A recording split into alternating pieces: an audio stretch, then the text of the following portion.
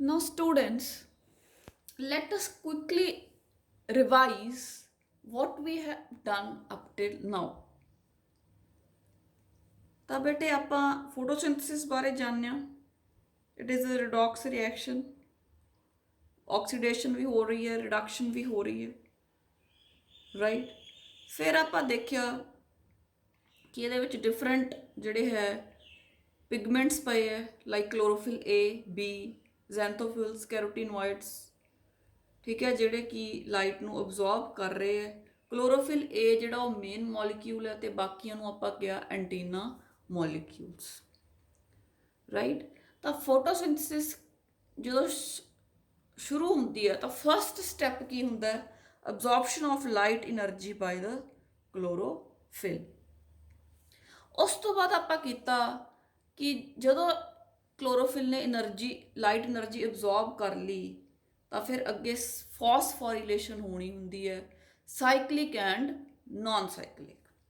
ਫਿਰ second step ਕੀ ਹੈ? Conversion of light energy into chemical energy and splitting up of water molecules into hydrogen and oxygen. ਇਹ ਆਪਾਂ ਕਰ ਚੁੱਕੇ ਹਾਂ ਵੀ ਲਾਈਟ એનર્ਜੀ ਨੂੰ ਵਰਤ ਕੇ ਆਪਾਂ ਅਸਿਮਿਲੇਟਰੀ ਪਾਰਸ ATP ਤੇ NADPH ਬਣਾ ਲਿਆ। ATP ਕੀ ਹੈ? ਅਡੀਨੋਸਾਈਨ ਟ੍ਰਾਈਫਾਸਫੇਟ। NADPH ਕੀ ਹੈ? ਨਿਕੋਟੀਨੇਮਾਈਡ ਐਡੀਨਾਈਨ ਡਾਈ ਨਿਊਕਲੀਓਟਾਈਡ ਫਾਸਫੇਟ। ਤੇ ਇਹ ਵੀ ਆਪਾਂ ਨੂੰ ਪਤਾ ਹੈ that 1 nicotinamide adenine dinucleotide phosphate molecule is equal to 3 ATPs। ਫਿਰ ਜਿਹੜਾ ਸਾਈਕਲਿਕ ਫੋਟੋਫਾਸਫੋਰੀਲੇਸ਼ਨ ਹੈ ਉਹਦੇ ਵਿੱਚ ਇਲੈਕਟ੍ਰੋਨ ਜਿੱਥੋਂ ਹੀ ਨਿਕਲਦਾ ਉੱਥੇ ਹੀ ਵਾਪਸ ਆ ਜਾਂਦਾ, that is P700 photosystem 1 and only ATP is released। ਇੱਕ ਸਾਈਕਲ ਹੋ ਜਾਂਦਾ ਹੈ ਸਾਈਕਲਿਕ ਫੋਟੋਫਾਸਫੋਰੀਲੇਸ਼ਨ ਦਾ ਤਾਂ ਬੇਟੇ 2 ATPs ਰਿਲੀਜ਼ ਹੁੰਦੀਆਂ, ਰਾਈਟ। ਤੇ ਜਿਹੜਾ ਨਾਨ ਸਾਈਕਲਿਕ ਫੋਟੋਫਾਸਫੋਰੀਲੇਸ਼ਨ ਹੈ ਉਹਦਾ ਜਦੋਂ ਇੱਕ Z ਪੂਰਾ ਹੋ ਜਾਂਦਾ ਹੈ ਤਾਂ ਆਪਣੇ ਕੋਲੇ 2 NADP ਤੇ ਇੱਕ ATP ਰਿਲੀਜ਼ ਹੁੰਦਾ। We need 6 carbon molecules. So ਜਿਹੜੇ ਸਾਈਕਲਸ ਹੈ ਸਾਈਕਲਿਕ ਤੇ ਨਾਨ ਸਾਈਕਲਿਕ ਇਹਨਾਂ ਨੂੰ 6 ਟਾਈਮਸ ਜਿਹੜਾ ਹੈ ਕਰਨਾ ਪੈਂਦਾ। ਫਿਰ ਜਿਹੜਾ ਨਾਨ ਸਾਈਕਲਿਕ ਫੋਟੋਫਾਸਫੋਰੀਲੇਸ਼ਨ ਹੈ ਉਹਦੇ ਵਿੱਚ ਬੇਟੇ ਵਾਟਰ ਟੁੱਟਦਾ, 4 ਮੋਲੀਕਿਊਲਸ ਤੋੜਨੇ ਪੈਂਦੇ ਹੈ, ਫਿਰ O2 ਮਿਲਦਾ। ਪ੍ਰੋਟੋਨਸ ਰਿਲੀਜ਼ ਹੁੰਦੇ ਹੈ, ਇਲੈਕਟ੍ਰੋਨਸ ਰਿਲੀਜ਼ ਹੁੰਦੇ ਹੈ ਜਦੋਂ ਪਾਣੀ ਟੁੱਟਦਾ। ਇਸ ਪ੍ਰੋਸੈਸ ਨੂੰ ਕਹਿੰਦੇ ਆ ਫੋਟੋਲਾਈਸਿਸ, ਠੀਕ ਹੈ ਬੇਟੇ। ਤਾਂ ਇਹ 2 ਪ੍ਰੋਸੈਸ ਆਪਾਂ ਬਹੁਤ ਚੰਗੀ ਤਰ੍ਹਾਂ ਕਰ ਚੁੱਕੇ ਹਾਂ। ਹੁਣ ਆਉਂਦਾ third process, reduction of carbon dioxide by hydrogen to form carbohydrates. ਆਪਾਂ એનર્ਜੀ ਪ੍ਰੋਡਿਊਸ ਕਰ ਲਈ ਸਨ ਦੀ ਲਾਈਟ ਦੀ ਹੈਲਪ ਨਾਲ, ਆਪਾਂ ATP NADPH ਐਸਿਮਿਲੇਟਰੀ ਪਾਰਸ ਪ੍ਰੋਡਿਊਸ ਕਰ ਲਈਆਂ, ਜਿਨ੍ਹਾਂ ਤੋਂ ਬੇਟੇ ਹੁਣ ਆਪਾਂ ਕਾਰਬਨ ਡਾਈਆਕਸਾਈਡ ਦੀ ਵਰਤੋਂ ਕਰਦੇ ਹੋਏ ਗਲੂਕੋਜ਼ ਬਣਾਉਣਾ ਹੈ। Glucose is a carbohydrate, right. Food ਬਣਾਉਣਾ ਫॉर द ਪਲਾਂਟ।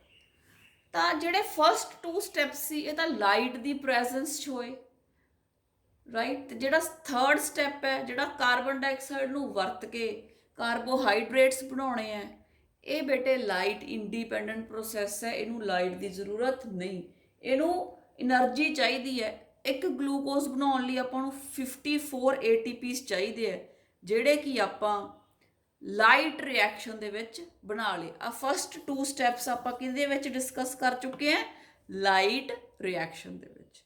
ਹੁਣ ਜਿਵੇਂ ਕਿ ਤੁਹਾਨੂੰ ਪਤਾ ਹੈ ਜਿਹੜਾ ਫੋਟੋਸਿੰਥਸਿਸ ਦਾ ਪ੍ਰੋਸੈਸ ਹੈ ਇਹਦੇ ਵਿੱਚ 2 ਰਿਐਕਸ਼ਨਸ ਹੁੰਦੇ ਆ, light reaction and dark reaction. Light reaction ਦੇ ਵਿੱਚ ਸਾਈਕਲਿਕ ਤੇ ਨਾਨ ਸਾਈਕਲਿਕ ਫੋਟੋਫਾਸਫੋਰੀਲੇਸ਼ਨ ਆਪਾਂ ਪੜ੍ਹ ਚੁੱਕੇ ਹਾਂ। ਤੇ ਲਾਈਟ ਰਿਐਕਸ਼ਨ ਨੂੰ ਬੇਟੇ ਹਿਲਸ ਰਿਐਕਸ਼ਨ ਵੀ ਕਹਿੰਦੇ ਆ, ਰਾਈਟ, ਕਿਉਂਕਿ ਦਿਸ ਵਾਸ ਡਿਸਕਵਰਡ ਬਾय ਰੋਬਰਟ ਹਿਲ ਕਿ ਜਿਹੜੀ ਕਾਰਬਨ ਡਾਈਆਕਸਾਈਡ ਆ ਵਾਟਰ ਤੋਂ, ਜਿਹੜੀ ਆਕਸੀਜਨ ਆ ਵਾਟਰ ਤੋਂ ਆਉਂਦੀ ਹੈ, ਨਾ ਕਿ ਕਾਰਬਨ ਡਾਈਆਕਸਾਈਡ ਤੋਂ। We are left with the dark reaction, ਠੀਕ ਹੈ। ਇੱਕ ਤਾਂ ਆਪਾਂ ਕਰ ਲਿਆ, ਹੁਣ ਆਪਾਂ ਅੱਗੇ ਕਿਹੜਾ ਕਰਨਾ ਹੈ? Dark reaction. ਡਾਰਕ ਰਿਐਕਸ਼ਨ ਨੂੰ ਕੈਲਵਿਨ ਸਾਈਕਲ ਕਹਿੰਦੇ ਆ because of the name of the scientist ਜਿਨ੍ਹਾਂ ਨੇ ਇਹਨੂੰ ਡਿਸਕਵਰ ਕੀਤਾ ਸੀ। ਇਹਦੇ ਵਿੱਚ ਕੀ ਕਰਨਾ ਹੈ, ATP ਤੇ NADPH ਨੂੰ ਯੂਜ਼ ਕਰਨਾ ਹੈ, CO2 ਨੂੰ ਯੂਜ਼ ਕਰਨਾ ਤੇ ਗਲੂਕੋਜ਼ ਬਣਾ ਲੈਣਾ, ਰਾਈਟ। ਆਹ ਥੋੜਾ ਜਿਹਾ ATP ਦੱਸਿਆ ਹੋਇਆ, ATP ਕਿਵੇਂ ਬਣਦਾ, ਐਡੇਨਾਈਨ ਹੁੰਦਾ, ਰਾਈਬੋਜ਼ ਸ਼ੂਗਰ ਆਉਂਦਾ ਤੇ ਉਹਦੇ ਨਾਲ 3 ਫਾਸਫੇਟਸ ਜੁੜ ਜਾਂਦੇ ਆ ਤਾਂ ਕੀ ਬਣ ਜਾਂਦਾ ATP, ਐਡੀਨੋਸਾਈਨ ਟ੍ਰਾਈ ਫਾਸਫੇਟ, ਰਾਈਟ। ਐਡੇਨੀਨ ਤੇ ਰਾਈਬੋਜ਼ ਨੂੰ ਜੋੜ ਕੇ ਕੀ ਬਣਦਾ ਐਡੀਨੋਸਾਈਨ, 3 ਫਾਸਫੇਟ ਹਾਈ એનર્ਜੀ ਬੌਂਡਸ ਬਣ ਜਾਂਦੇ ਆ ਤਾਂ ਵੀ ਕਾਲ ਇਟ ਐਜ਼ ATP। ਸੋ ਬੇਟੇ ਆਪਾਂ ਇਹ ਜਿਹੜਾ ਹੈ ਇਹ ਚੀਜ਼ਾਂ ਆਪਾਂ ਕਰ ਲੀਆਂ। ਲਾਈਟ ਰਿਐਕਸ਼ਨ ਬਾਰੇ ਆਪਾਂ ਪੂਰੀ ਜਾਣਕਾਰੀ ਹਾਸਲ ਕਰ ਚੁੱਕੇ ਹਾਂ ਤੇ ਹੁਣ ਆਪਾਂ ਡਾਰਕ ਰਿਐਕਸ਼ਨ ਵੱਲ ਵਧਣਾ ਹੈ। ਹੁਣ ਬੱਚਿਓ ਮੈਂ ਇੱਕ ਫਲੋ ਚਾਰਟ ਟਾਈਪ ਬਣਾਇਆ ਹੈ ਤਾਂ ਕਿ ਸਟੈਪਸ ਨੂੰ ਹੋਰ ਚੰਗੀ ਤਰ੍ਹਾਂ ਰਿਵਾਈਜ਼ ਕੀਤਾ ਜਾ ਸਕੇ। ਫੋਟੋਸਿੰਥੇਸਿਸ ਦੇ 2 ਰਿਐਕਸ਼ਨਸ ਹੈ, light reaction and dark reaction. Light reaction ਬਾਰੇ ਆਪਾਂ ਪੜ੍ਹ ਚੁੱਕੇ ਹਾਂ। ਲਾਈਟ ਰਿਐਕਸ਼ਨ ਦਾ ਕੰਮ ਕੀ ਹੈ, ਅਸਿਮਿਲੇਟਰੀ ਪਾਰਸ ਬਣਾਉਣੀਆਂ ATP and NADPH, its function. Now light reaction occurs in the thylakoids, thylakoid the membranes ਦੇ ਵਿੱਚ rather, ਜਾਂ ਆਪਾਂ ਉਹਨੂੰ ਗ੍ਰੈਨਾ ਕਹਿੰਦੇ ਆ, right? And it involves 2 phases, 2 process ਹੋਏ, ਇੱਕ ਤਾਂ ਫੋਟੋਲਾਈਸਿਸ ਆਫ ਵਾਟਰ ਤੇ ਦੂਸਰਾ ਫੋਟੋਫਾਸਫੋਰੀਲੇਸ਼ਨ। ਫੋਟੋਲਾਈਸਿਸ ਕੀ ਹੈ, breaking up of water into hydrogen and oxygen, ਠੀਕ ਹੈ। ਆਕਸੀਜਨ ਰਿਲੀਜ਼ ਹੋ ਜਾਂਦੀ ਹੈ ਤੇ ਇਲੈਕਟ੍ਰੋਨਸ ਨਿਕਲਦੇ ਆ, they are picked up by the reaction centre, ਜਿਹੜਾ ਆਪਾਂ ਕਿਹਾ ਕਲੋਰੋਫਿਲ A ਦਾ ਮੋਲੀਕਿਊਲ, ਜਿਹੜਾ ਕਿ ਰਿਐਕਸ਼ਨ ਸੈਂਟਰ ਦਾ ਕੰਮ ਕਰਦਾ ਹੈ। ਫੋਟੋਫਾਸਫੋਰੀਲੇਸ਼ਨ ਕੀ ਹੈ, ATP ਬਣਾਉਣੀ, એનર્ਜੀ ਬਣਾਉਣੀ, ਠੀਕ ਹੈ। 2 ਤਰ੍ਹਾਂ ਦੀ ਹੈ, ਸਾਈਕਲਿਕ ਫੋਟੋਫਾਸਫੋਰੀਲੇਸ਼ਨ ਐਂਡ ਨॉन ਸਾਈਕਲਿਕ ਫੋਟੋਫਾਸਫੋਰੀਲੇਸ਼ਨ। ਸਾਈਕਲਿਕ ਫੋਟੋਫਾਸਫੋਰੀਲੇਸ਼ਨ ਦੇ ਵਿੱਚ ਸਿਰਫ PS1 ਹੁੰਦਾ, P700। ਨॉन ਸਾਈਕਲਿਕ ਦੇ ਵਿੱਚ PS1 ਵੀ ਤੇ PS2 ਵੀ, P700 ਵੀ, P680 ਵੀ।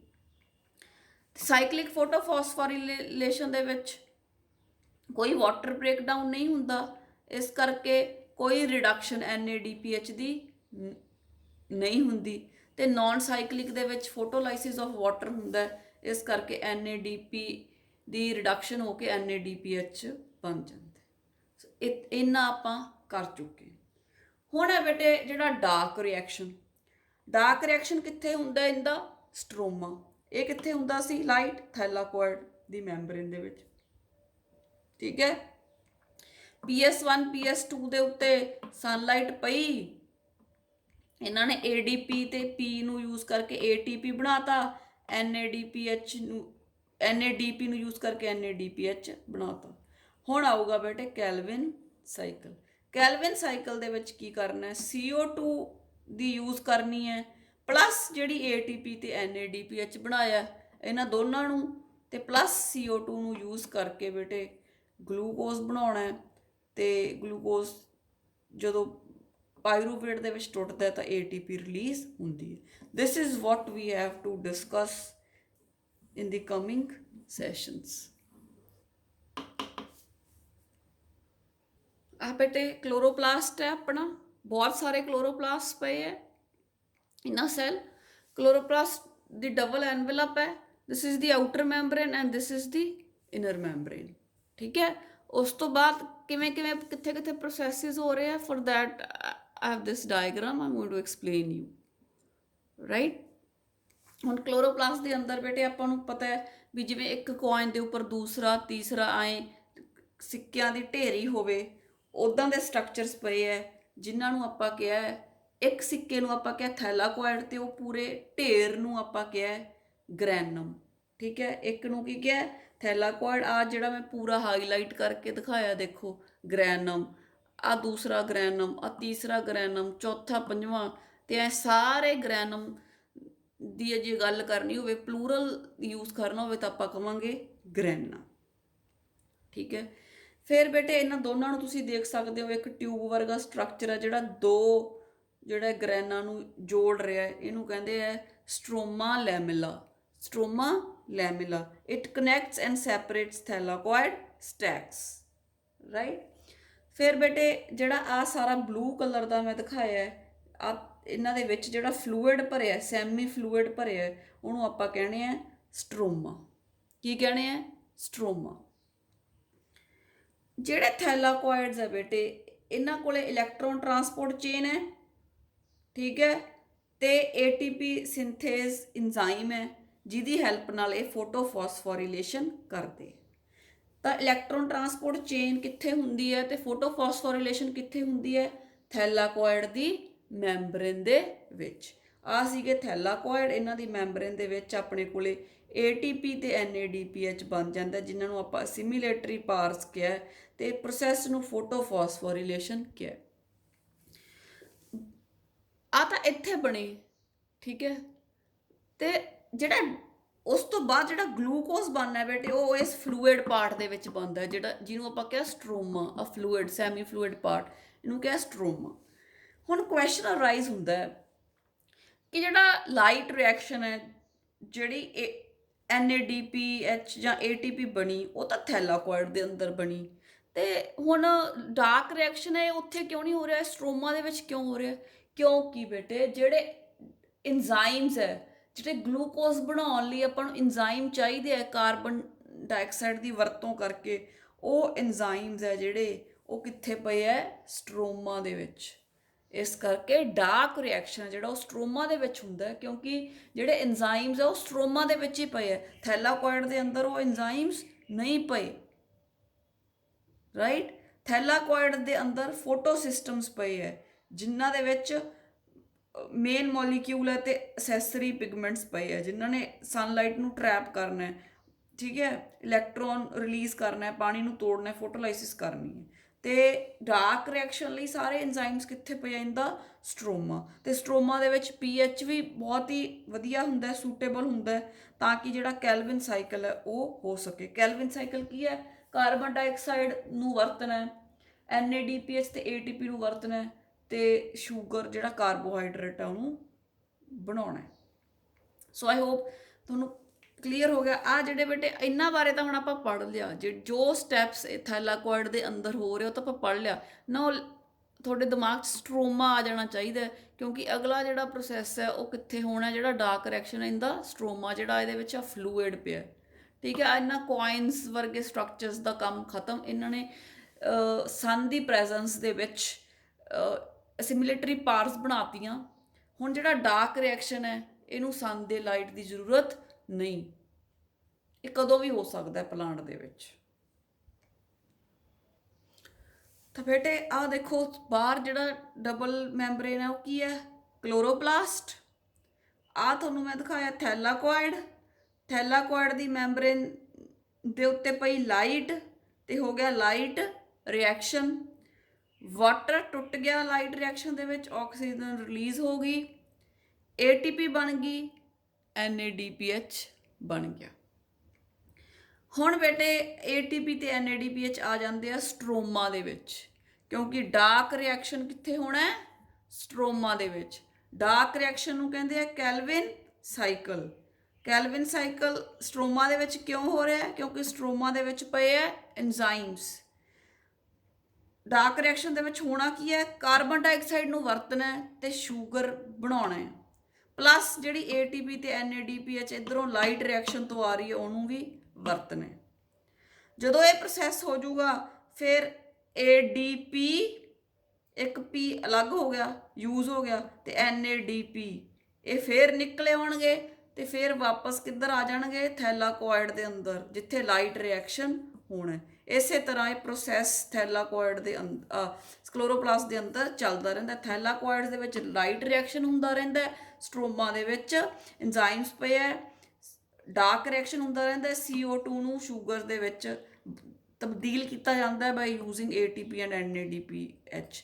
ਜਦੋਂ ਇਹ ਯੂਜ਼ ਹੋ ਜਾਂਦੇ ਹੈ, ADP ਨਿਕਲ ਆਉਂਦਾ ਤੇ NADP ਨਿਕਲ ਆਉਂਦਾ। ਫਿਰ ਸਾਈਕਲਿਕ ਤੇ ਨਾਨ ਸਾਈਕਲਿਕ ਫੋਟੋਫਾਸਫੋਰੀਲੇਸ਼ਨ ਹੋ ਕੇ ਜਿਹੜਾ ADP ਸੀ ਇਹਨੂੰ ATP ਬਣਾਤਾ, NADP ਹੈ ਜਿਹੜਾ ਇਹਨੂੰ NADPH ਬਣਾਤਾ। So this is what is happening. So in this was all about what we have done up till now। ਹੁਣ ਤੱਕ ਆਪਾਂ ਲਾਈਟ ਰਿਐਕਸ਼ਨ ਸਾਰਾ ਕਰ ਚੁੱਕੇ ਹਾਂ, ਠੀਕ ਹੈ।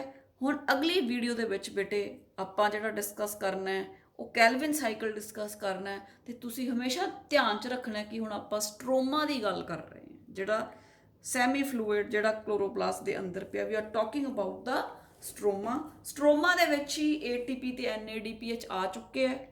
ਤੇ ਉਸ ਤੋਂ ਬਾਅਦ ਕਾਰਬਨ ਡਾਈਆਕਸਾਈਡ ਨੂੰ ਸਟ੍ਰੋਮਾ ਦੇ ਵਿੱਚ ਯੂਜ਼ ਕਰਨਾ ਹੈ ਫॉर ਫਰਦਰ ਪ੍ਰੋਸੈਸ।